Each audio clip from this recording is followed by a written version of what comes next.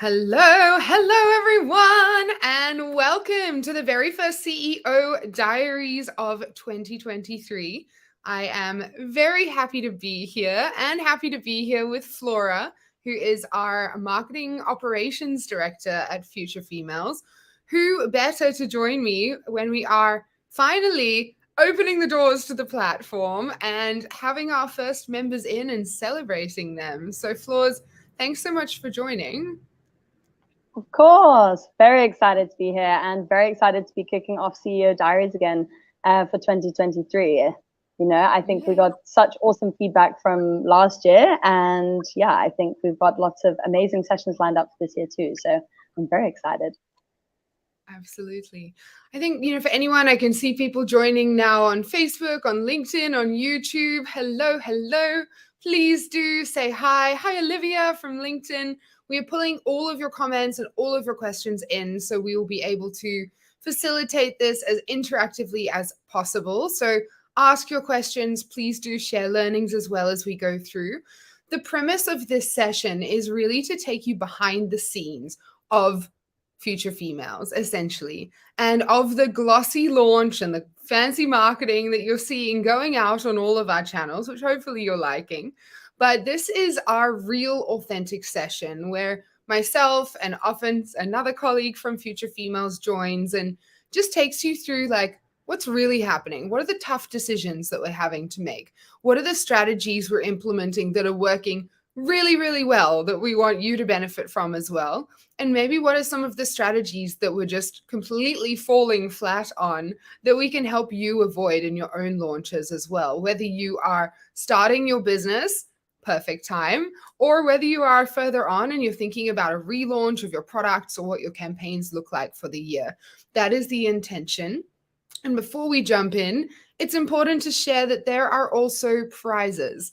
So we are going to give away a spot in what we call our Level Up Launch Library. This is our ultimate launch program that we've designed for Future Females members.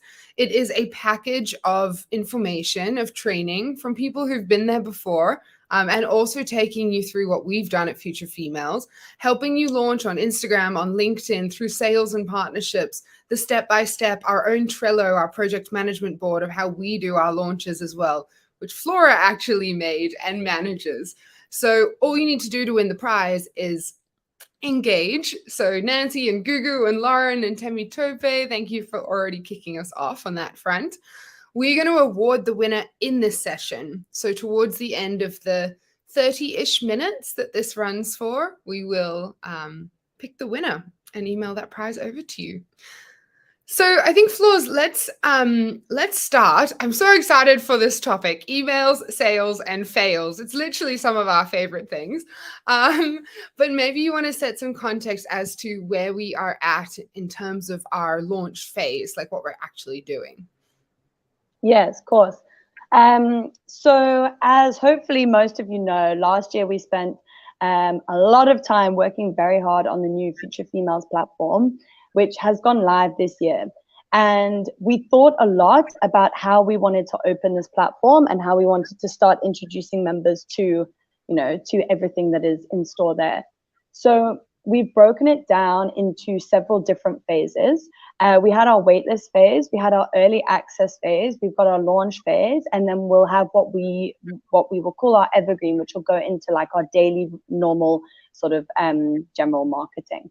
So at the moment, we're in the early access phase, and this is always a very exciting phase, I think, because obviously with the waitlist, it's also, there's a lot of hype, there's a lot of, getting people excited, but it's very frustrating from our side to then obviously not be able to just deliver immediately when you've got people who are excited and interested and want to know more about the product, to then not be able to, let them in yet. Whereas early access is quite a nice, in my opinion, a nice time when you're letting those sort of very engaged, highly active members in straight away so that they can experience the platform. And it also, and I think this is something that we've always tried really hard at Future Females to get the balance right between, but to sort of get the community feedback on the product as you're moving to. And so we're in that sort of phase where it's like we've got our very trusted members who know us well. They know what we're trying to achieve, and we know that they'll give us real-time feedback. Because obviously at the end of the day, this is a new tech product that we've launched. And so there's always going to be little tweaks and things like that here and there that you want to make in order to, improve it even more. So we're currently in early access, and then we'll move into launch phase in about 2 weeks' time, which again, obviously very excited for launch phase 2. Yes. Launching is definitely something we've probably done, 20 launches together, Flora, over the 5 years of Future Females. So it's definitely something that we've learned to be good at. But personally, I'm enjoying this early access phase, which is not something we've done before because of, I think, the tone around it as well, which is literally, instead of like a big, really hypey, massive buzz, like blast, it's a lot more personal. So do you want to actually just take people through what our essentially sales strategy has been at this point? Yes, definitely. So during the whole waitlist phase, we were communicating about where your position on the waitlist was. So this was super important for us because we wanted to make it very easy for the community to be sharing and talking about the platform too, and for them to then be getting benefit from that, as we mentioned, we've got this amazing, highly engaged community, and they are talking about Future Females, and they are talking about the benefits that come with having this sort of support in your entrepreneurial journey. And so we wanted to, be able to bring them along in the journey with us. So during the waitlist phase, what you could do was refer people onto the waitlist using your own affiliate link that was part of the program that we used for our waitlist. And by sharing that, you then got moved up the waitlist, and you also were then eligible for a certain number of rewards, depending on how many points you hit, depending on how many people signed up through the waitlist. So this was also something we haven't done before in terms of having an active waitlist. We'd done a waitlist before where, you could sign up if you were interested, and then and then get more information further down the line. But this was the first time when we had people being able to sort of refer and move around on that waitlist. So the waitlist was open for, a good few months. And so in that period of time, we had a lot of people who worked really hard alongside us to get the word out about this new Future Females platform. And what we wanted to do in that early access was give the people who are at the top of the waitlist the opportunity to join first, and to also get a couple of extra founding member benefits. And this, as you say, this has been a really nice part of the journey for us, because we get to have that, that tight-knit community, and to reward people for their, engagement with Future Females and the new platform. So what our founding member benefits are at the moment, so people who were at the top of the wait list, they actually received a lifetime free access to the platform. So a pretty amazing prize, considering that the platform is $29 a month. And obviously, if you're an entrepreneur, that journey is forever. And so, yeah, we were very excited to be able to give that for the top 10 people on the wait list. We then introduced our founding member bundle, and so what we've done with that is that we've reduced the price point to $19 per month. And it's about a 33% discount, which is significant. And it's also for your lifetime, So, oh, sorry, one second. No, you're okay. And yeah, so obviously that's also for their lifetime. So if you sign up with your founding member exclusive invitation, then it means that you can buy into the platform for $19 a month. And that's rolling consecutively every single month going forward. And, this is the cheapest we would ever offer the platform. And it's only because we've got this highly engaged, amazing core team of what we call our founding members, but it is those people who are at the top of the wait list who are really engaged and who are now joining the platform. And so, yeah, it's been I want to say exciting. Amazing. I want to add on a couple of things to what you were sharing, Flora, because I can see a couple of people in the chat saying they love the concept of the wait list. So I mean, firstly, conceptually, a wait list is useful for anything that you're launching. We typically have a wait list.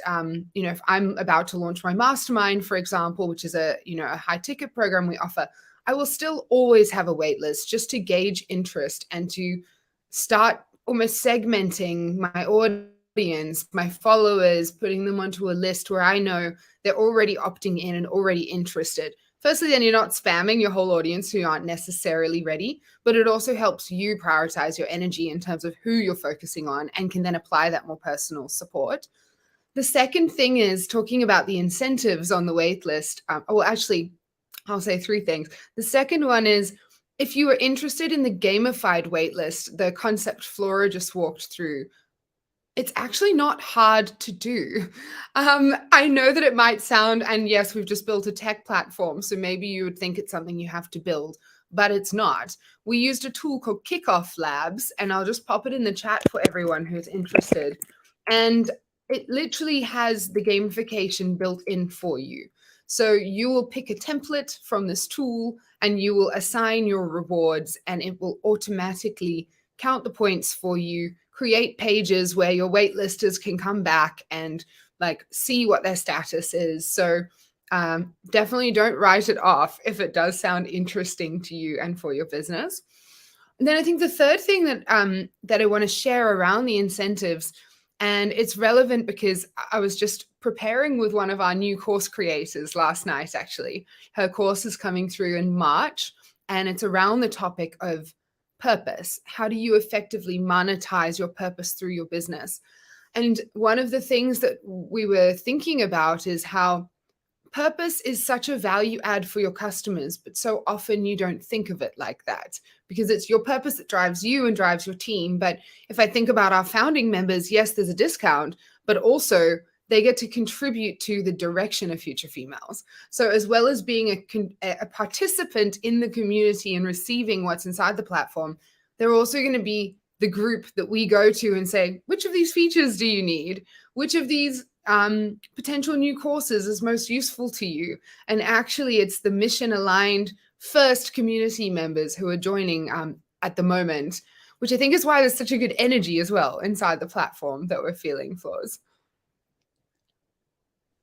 Yes, I definitely think so too. I think the energy has been amazing, and it's so nice to engage with that group in particular. And I'm very much looking forward to seeing how the product is shaped as a result of having our founding member group, who are helping us make decisions and helping us improve.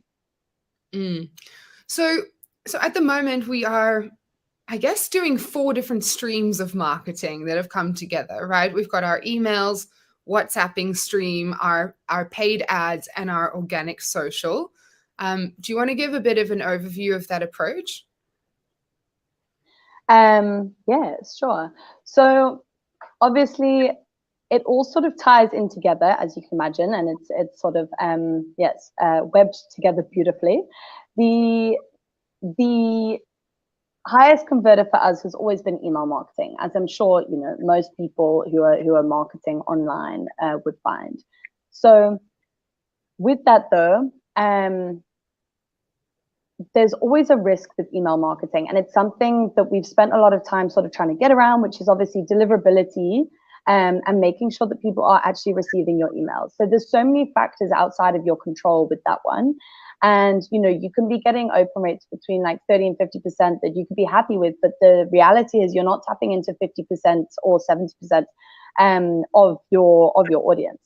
And so what we did this time, which has made such a difference, and it's also allowed us to have even more of a personal touch, is that we've introduced the WhatsApp messaging alongside the email marketing, so that when we're sending out our exclusive founding member invitations, because obviously our waitlist is large, and our founding members is the group at the beginning, but we didn't have capacity to be able to be sending them out straight away to everybody, and we wanted to have that personalized touch.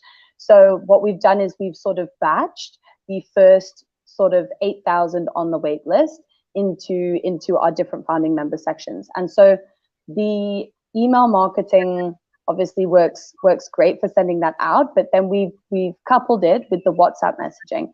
And when people were signing up for the wait list, they were obviously aware that they were giving their phone number as well, which and so there was a level of expectation, I think, that that we would be in touch. And the WhatsApps worked so well because we have a core team that we've trained who are amazing, who are WhatsApping people every day, just making sure, just checking in, saying, have you got your invitation? If not, like, you should have it by now. Check this email, blah, blah, blah. And it means that we can have very personal connections with those people who are on our wait list. And it means that we also can be more confident about the fact that we've been able to reach everyone who we have actually sent an invitation to. And, you know, I personally am very pleased that we have gone with this approach, because I think it's made quite a significant difference to being able to reach out to everybody and to also keep that personal touch.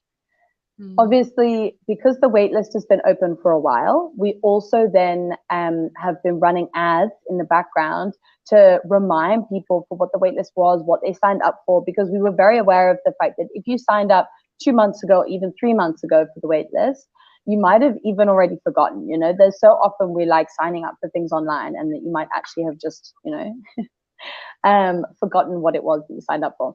So we've been running our ads alongside the email marketing and the WhatsApp messaging to just remind people online when they're on Instagram and Facebook and TikTok and this sort of thing, that they then can see clearly, oh, of course, yes, the Future Females platform has launched. I signed up for that. I got my email the other day and I got the WhatsApp message reminding me to check out my invitation. So again, it's all sort of like tying together really nicely. And then, of course, alongside that, we would always use our organic content to sort of promote what we're doing and to be able to give more of a behind the scenes angle or view for our audience of what we're actually doing. And that was really important for us this time when we talked about how we wanted to approach the organic side of it. So, you know, our daily content on Instagram and TikTok and LinkedIn, etc. We wanted to make sure that we were giving people a very true visual of what was going on behind the scenes, how hard we were working, how, you know, specifically what strategies we were taking, doing sessions like this that we can then share across our platforms so that people can really see what goes into a launch. And yeah, I think the 4-step approach has been working amazingly. So yeah, very pleased with how it's going so far. Definitely. I can actually see some of our founding member names in the chat. So I'd also just love to know, how did you guys experience the WhatsApping? Personally, at Future Female, there's not a strategy that we had implemented before, but as Flora said, it appears to be going quite well. But we'd love your feedback, if you received it, if you liked it. I think one thing that has struck me is because we were sending the emails, it's an automated sequence, and then doing the WhatsApps. And one of the first messages that we send is, it's not very salesy. It's literally one of our team members manually messaging each person saying, just checking that you got your invite. Like, have you seen the email? And the number of people who've said, oh, I didn't get it, but like actually it was sent. So maybe it was in spam, or more than likely it was just missed under a mountain of other emails. And so I found that quite interesting, because if we think about like the percentage of people who've even seen their invitation or whatever it is you're selling in your context, the WhatsApping has been really important. Let me just pop this question up. Abiola, I struggle to understand the WhatsApp messaging as a means of marketing. Okay, cool. So, thank you for raising this. Our approach to the WhatsApping has been much less about hardcore selling and much more about the team personally checking in and seeing if you need assistance. So we've already, for example, sent you your invitation with, here's your offer, here's all of the inclusions, here's the link to go and sign up, and secure your spot. So the WhatsApp wasn't like, hey, doors are open, go secure your spot. It was really just, hi, making sure you've seen your invite. Like, let us know if you need any help. Are you clear on where the link is to sign up? Do you know that it expires on Sunday? Those types of things. So It's a concept that we would call like selling through service, just by being there, being available for you for questions as well, and also for objection handling, right? There's a lot of reasons why someone wouldn't buy our product or your product. And so it's useful if they know that it's not an automated email. They can actually ask you, like, what time are the sessions, or what course is coming up? Incidentally, the course that's coming up is on WhatsApp for Business. It's releasing on the 1st of February. So, Abiola, I'm pretty sure that you are also in the platform already. So you'll be able to dive a lot deeper into this topic when we release that at the start of Feb. maybe also just to add something onto that too, and this is something that I sort of maybe wasn't expecting so much, but our team who are doing the WhatsApping, it obviously creates a touch point and a connection with an individual member in our team much earlier than we would normally have. So rather than just sending out emails and then having people sign up, and you're seeing numbers of people sign up and you're excited, obviously, because people are signing up, but you don't actually sort of like know who that person is. You have no context of them. Now we're at this point where our team who are doing the WhatsApping, they're getting excited because they've been messaging with somebody, and then they see them sign up and they're like, oh, yay, Olivia joined the platform. I'm so excited. She was worried about this, but we chatted about this, that, and the other. And I think it is actually perfect for her, and she's going to really enjoy the platform, So I wasn't anticipating that side of it so much. And I think that that's actually been one of the, a real strength of it too, is that it sort of helped us knit together the community quicker than we could have done without it necessarily. Absolutely. I'm going to pop a couple of these questions up, Flora, because I can see them coming through in the chat. Let us talk about Abiola's question here around automating WhatsApp messaging. So the short answer is yes, you can automate this. The long answer is we couldn't and didn't automate this. I think we're segueing lovely into our sales and fails. So there's a couple of different ways of doing WhatsApp. It'll be outlined in the course by the expert in any case, but the simple answer is you can use a WhatsApp API, which allows you to use a bot. A bot automates your WhatsApping for you, and it can be personalized as well. If you have a list with everyone's first names, this bot can send out thousands at a time for you with first name pulled in. So obviously that can save you a lot of time. With responses, you can then also automate them, or you can have someone behind the scenes picking them up manually and writing the reply. The challenge that we fell into is that to use the WhatsApp API, you have to have a verified Facebook account. And for some reason or other, we just really struggled to get verified. And you can only try every month. So we didn't plan as far ahead as we possibly should have for the WhatsApp automation. But secondly, there's a cost to it. I think, and don't quote me on this, but it's something like 45 cents per broadcast message when you send through the WhatsApp API. So for a list of 20,000 people that we want to message, you can imagine that's like $10,000. So instead of that, we thought, no, let's actually bring in a couple of additional team members for the period of the launch, and we'll do it manually. So I think there's a couple of trade-offs when it comes to that. Do you want to tackle this one, Floors, around building an engaged community and spending all day growing your community and email list? Which, Lana, yes, I think we both feel you on that. Sorry, I'm a slow reader. I'm just reading the question. Yes. Okay. So first off, there's always so much to do. I very much feel you there.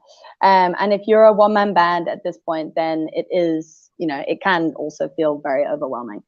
A couple of things that I would say, the building your strategy beforehand is absolutely essential, because if you build out your strategy properly, rather than just going day to day, trying to push out content when you can, it means that you can be really effective at reusing content across the platform. So if you take, for example, we do a weekly newsletter called the Friday Female, and in the Friday Female, we have a bunch of different sections that talk about, you know, entrepreneurs who are inspiring us, fun facts that we found, you know, lots of different things like that, features of our ambassadors and our team members, any important info that Lauren and Serena have experienced or want to talk about that week, that sort of thing. And if you just take that as a body of content, if you're going to put your time and effort into writing a newsletter like that, then you want to be able to pull the content from there across your other channels so that you're reusing rather than recreating new content to go on your other channels.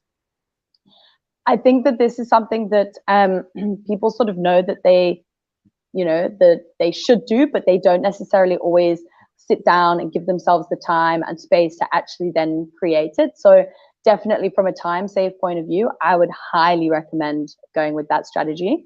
I'd also recommend going with tools, like a scheduling program. So there are a lot out there. We've explored lots of different ones, and it really depends what your budget is. But what I've discovered after really a lot of research over a long period of time, because we come back to this quite regularly, is that most of the scheduling tools do the same thing. And often a new one will pop up and they'll have an amazing offer and they'll position themselves as doing things completely differently. But the reality is once you jump into that free trial, they do the same thing.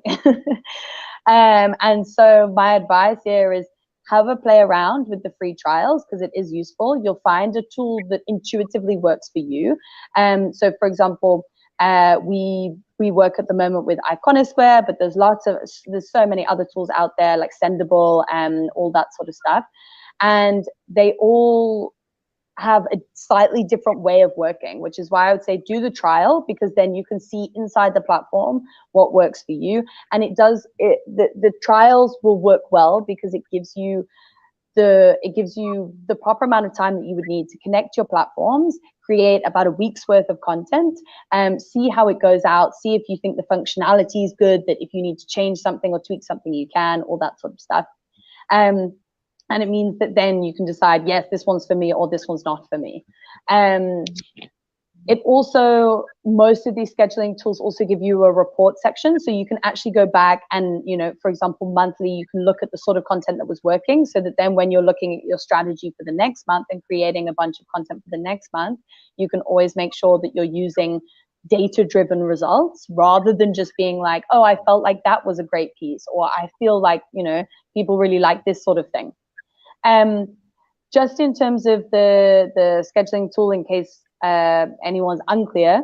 So what works nicely with this is that you can create a piece of content, you can then schedule it across several different platforms, and you can tweak it slightly for those different platforms. So it's really straightforward, and it means that you can know that you are posting on all of your main channels every single day, and it's super simple and easy to do.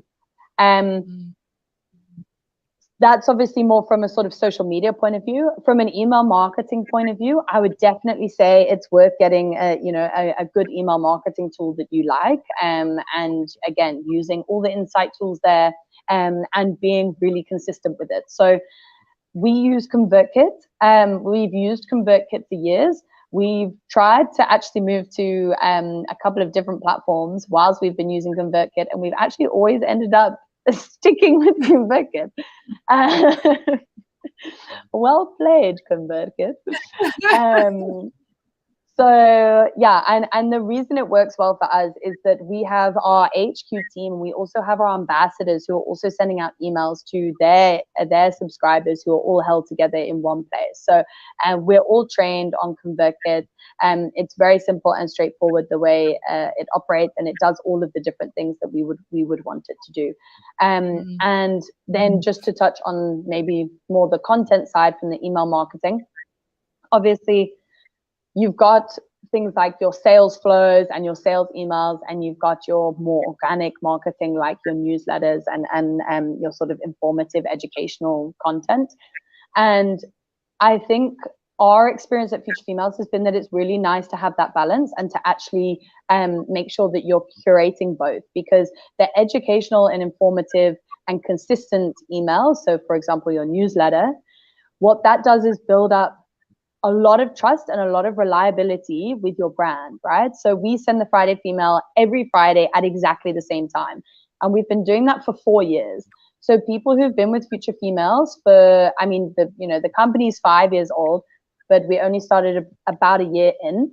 But anyone who's been with the company for the last 4 years will know that every single Friday at the same time, they get their Friday Female.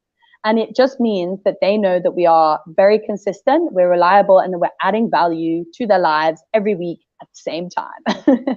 And so then when you've got your sales emails coming around that, it means that the sale doesn't feel so hard because they already trust you and they resonate with you and they're used to seeing you pop up in the inbox. So I'm a big advocate for email marketing, just because we've seen how effective it is over a long period of time. But it is about being consistent and regular. And the advice we always tend to give is you don't need to do a weekly newsletter. It can be monthly or it can be, fortnightly, whatever works for you in terms of time-wise, because as an entrepreneur, obviously you're very busy. But just to commit to being consistent in that way, and it can be really, really effective. Is there anything you want to add on that, Lot? No, Flo, I think you've covered it. I think, looping it back to kind of the question around time management though, and to tie it up, I think your advice around consistency is key. And we always think and also track our data in 2 ways. We've got our community, like our acquisition and our engagement actions that we know work. For example, a newsletter a week, 2 posts a day on Instagram. Not that you have to do 2, but that's what we do on our account. Then we have our experimentation streams where we're in other Facebook groups, we're reaching out for PR. We, whatever else comes across our plate or we see as the exciting new trend to jump on. So what I would say, if you're wondering how to balance your time in your business, is get your foundational streams consistent first before you jump on the experiments, because experiments can fail. What doesn't fail is consistent email, consistent social posting. And then I would also recommend having even a relatively small budget on your paid ads. Because once you've got those running behind the scenes in the background for you, they don't take up any of your time, right? The work is being done for you by Facebook or Instagram or TikTok or whatever your platform is. So yes, thank you. I also just saw, and I'll pop this up because we were getting quite a few questions. Naval, thank you for jumping on. Firstly, we love men celebrating women at Future Females. So Naval, guys, is a WhatsApp authorized partner. So if you are looking at implementing some of what we're talking about into your business, then you can just connect with him over on LinkedIn. Thank you for that. So, Floors, this is called emails, sales, and fails. So I just want to make sure we're covering the sales and fails as much as we can. So we have started talking about what's been working. And I would say it is that combination of like automated sales emails and then the personal WhatsApps. But what else would you say has really been working for us?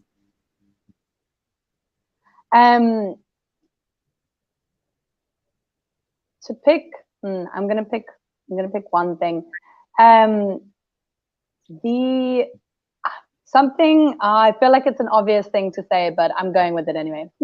The community around Future Females is always our biggest strength. And we know that, we've always known that. And so we've got our ambassadors, we've got our waitlisters who were being super engaged in the lead up to this launch.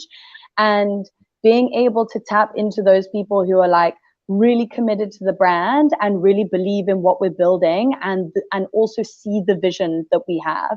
I think that's been an absolute game changer, because it also means that we as a team have been able to sort of like double down and solidify on like our excitement and knowing that we're delivering the right product and that sort of thing. So I suppose from like a sort of energy level, it's been amazing to have that tight-knit community around us and that sort of like hype vibe, around what we're building. So I think that's worked really nicely. Maybe do you want to share a more practical one? Yeah, I can. As in I should. Yeah, I can. And then I also have kind of an esoteric one. But I think something that we did differently was outsourcing our sales email copywriting. Um, Historically, it would be literally myself and Flora writing all of our emails. And actually, we quite like it like that because that is the tone that people have come to expect from future females. And also, Flora writes so well. But we decided that we would, partly because of capacity, outsource it. This amazing woman actually replied to one of our emails and said, "You could do this better." And we were like, "Well, help us, show us how we can." And she started sending rewrites of our emails back to us. And that's how she got the job. So thank you, Pamela, for that. We absolutely love your work. But so we outsourced our whole email sequence. And to be honest, when we got it back, we were like, oof, this is a little bit different, but it has been way outperforming our previous campaigns. We've been getting open rates above 50%, which is really freaking good for email. If you guys are sending, you'll know average across industries is around 30%. So the emails are getting opened, and then our click rates are like 15% to 20 on some emails, which is also really high. Wow, I think if you yeah. So if you can invest in some support, that copywriting is so important. And thank you. yeah, And then yeah, the second I would add, Floors, is just building on what you said, which is the energy of a launch. People can feel that. And so something that we've always made a commitment to do at Future Females, but we've been specifically surfacing, is celebrating every single person that joins. So, it's easy in a launch to focus on the numbers, right? And whether you're on track to your target. But also, frankly, you never know until the launch is over because everyone signs up right at the end.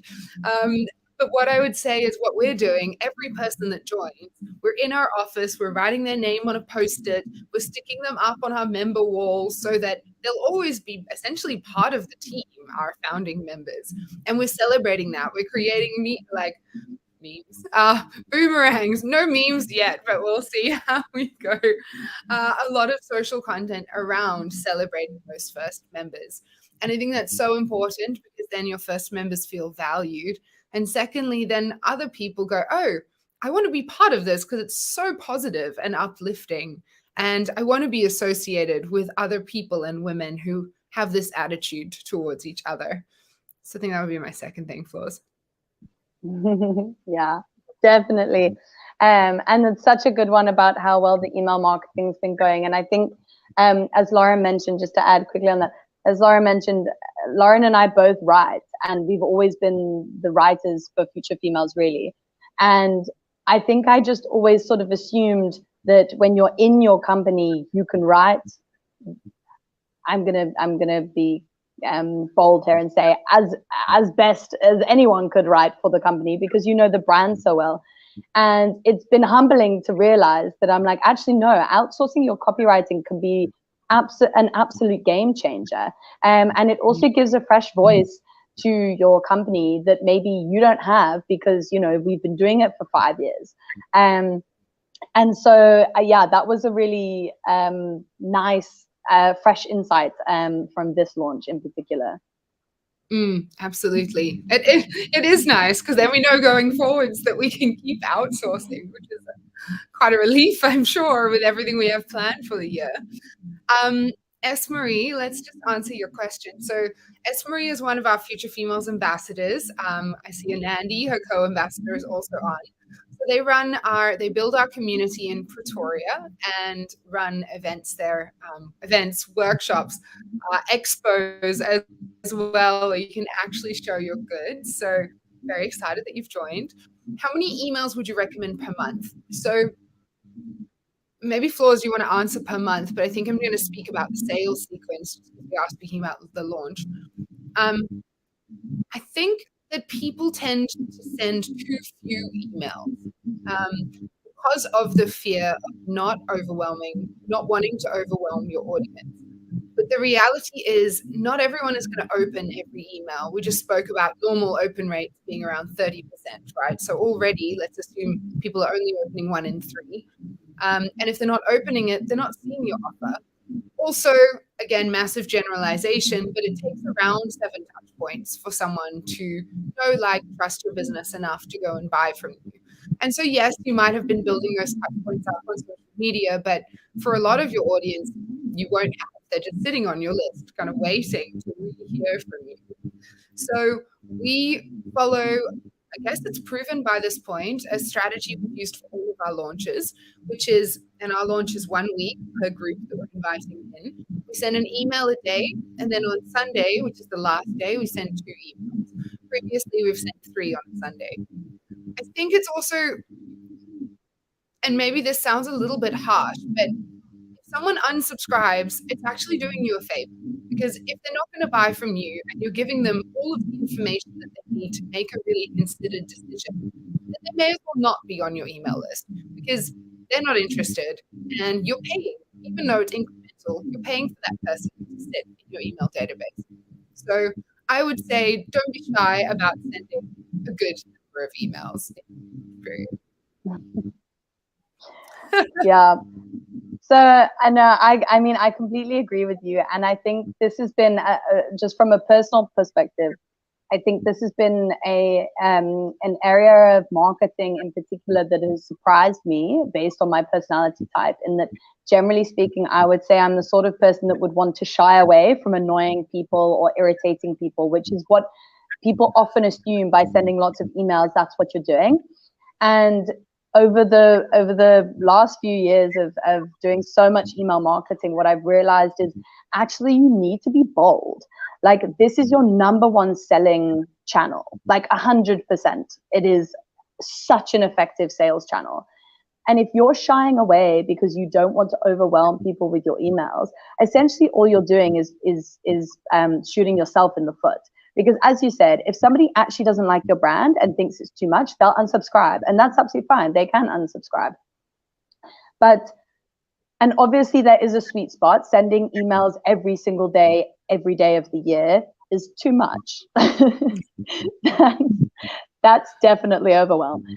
But during a sales sequence, it's absolutely essential to be reminding people every single day of your product. And what I think we need to remember when you're sending emails is, think about being a user and going into your inbox.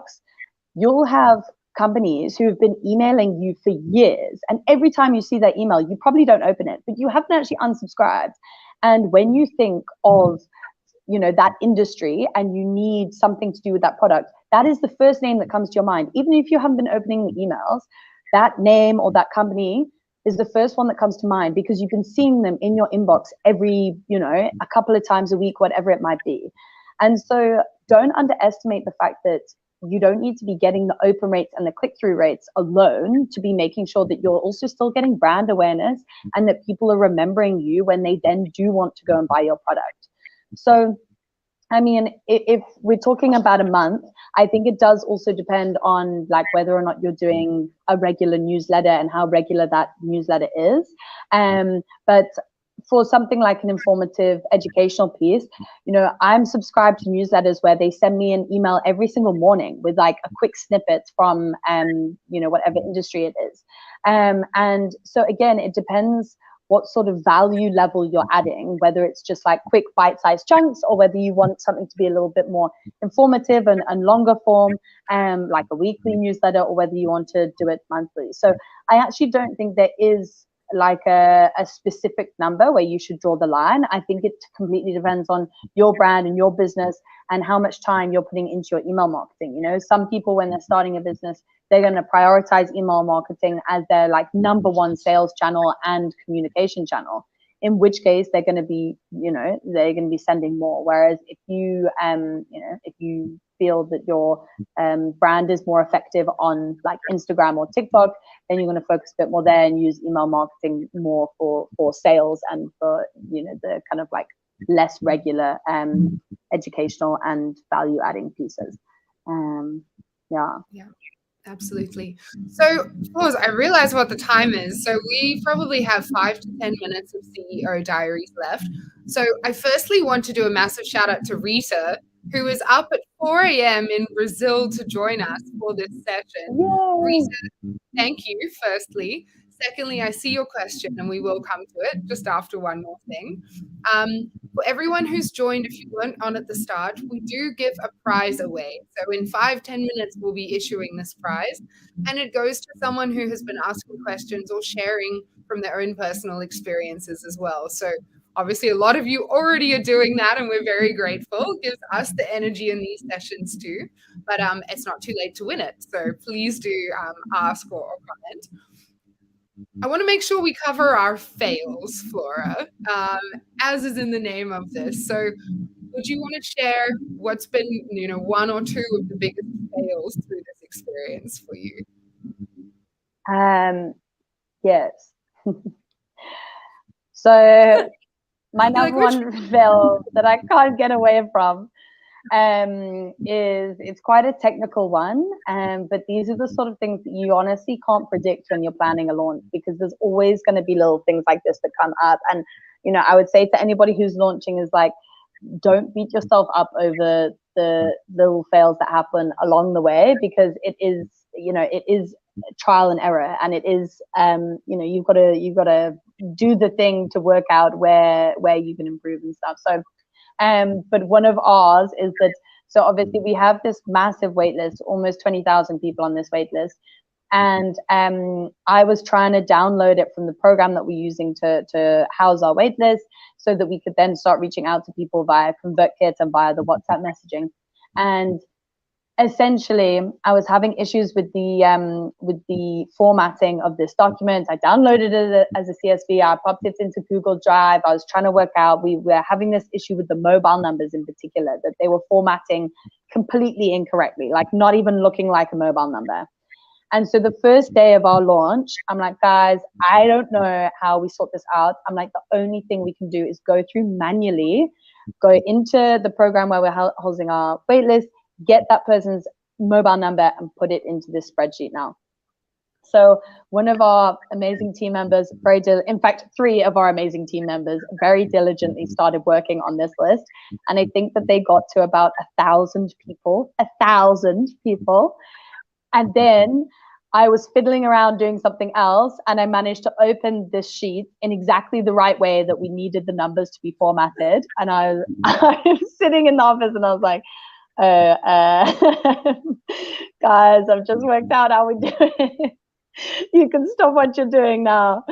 So we wasted a lot of time there. Like, realistically, if we're gonna think from a time perspective, and also from the diligent hard work of our team members, but again, it was one of those things where it was just overlooked that I hadn't tried every single option for how to open this document and how we could possibly format the numbers correctly. And so I won't lie, I did feel very bad about that one. But again, these are the things that you can't prepare for, you can't predict that. All you can do is know for next time, which I definitely know for next time. I love it. I think what struck me was everyone was like, screw it. Like, you and I are sitting there changing phone numbers into the right format. I think you need to, and something we've become quite good at, is to expect the fail. And so if the exporting of the phone numbers is the worst thing that happens on day one, then the launch is going pretty freaking well, to be honest. I'll also share one, and then we can go to Rita's question, and then we will award the prize. One of the things that happened, and this has happened to me in a previous launch as well, is that our advertising account got restricted. And so we've learned previously, so we have more than one advertising account now for this. We have like 3, a backup, and then a backup of the backup, which I really, really recommend. I remember a previous launch, it was a Black Friday campaign. So obviously the day we launched it, really massive. And overnight the account went down. I set the whole thing up in another account, didn't sleep, and then that account went down. So we've learned to have backups. But what happened is our account that our Instagram was saved in, like our main one, got restricted for basically nothing. We actually hadn't been advertising. And it's fine again now because we requested an appeal. But for the first week, we weren't able to boost any content on Instagram.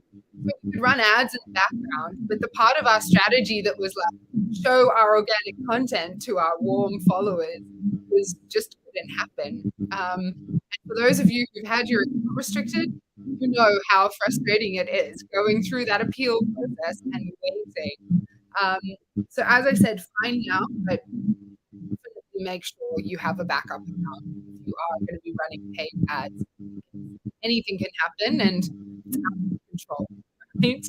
And in the hands of Meta. Should we quickly answer your question? Let me up. We'll keep it quite brief. But your question is starting a business trend. Your Instagram is good to achieve B2B, or should we focus on LinkedIn? So I'll jump in on this, and then I'll add anything like. For females is predominantly B2C, right? We're serving our, but actually we do quite a lot of B2B work now through our call it our empowerment initiative stream, where we run programs with governments, with corporates, or women that they support. And interestingly, yes, we do things. We do share more professional materials like longer form content on that platform, and it does work. But almost always, the stakeholder inside the company that we are selling to, the decision maker, has actually come across us on Instagram or is on the list in Friday female. So I would say that even in B2B, you're selling to a person, individual. And so if you think about their profile, would they be on Instagram? Would they be on LinkedIn? And use that to make some of the decision for you. The type of content is quite different.